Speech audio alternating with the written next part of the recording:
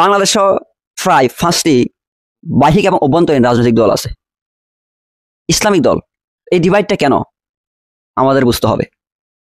প্রিয় ভাইয়েরা, আমরা যদি এই ডিভাইড অ্যান্ড রুলকে আরো উস্কে দেই, তাহলে কিন্তু এই ভূখণ্ডে আমরা কখনোই ইসলামী শাসন ব্যবস্থার রূপরেখা দেখতে পাবো না। আমাদের ইসলামী শক্তিগুলার প্রতি, আমাদের ইসলামী জনশক্তিগুলার প্রতি, ইসলামী দলগুলোর প্রতি আমাদের আহ্বান এই যে আপনারা ডিভাইড অ্যান্ড রুল ফলো করবেন না। আপনাদের এই ঐক্য যা আপনারা করেছেন আমরা দেখেছি, এখন শুধু জোটের বাকি। এই ঐক্য বজায় থাকে যেন, এটা বাংলাদেশের অধিকাংশ মুসলিম সম্প্রদায় চাই, মুসলিম জনগোষ্ঠী চাই। আপনারা আমাদেরকে আর ডিভাইড করবেন না। এই ডিভাইড অ্যান্ড রুল দিয়ে আমাদেরকে শাসন করা হয়েছে বিগত 100 বছর।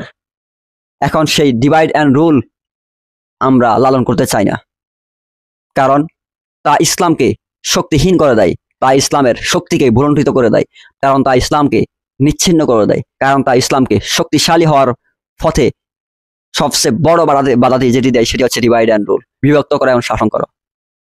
আমরা আপনাদের থেকে এটাই চাই যে আপনারা আমাদেরকে ডিভাইড করবেন না, আপনারা নিজেরা ডিভাইড হবেন না।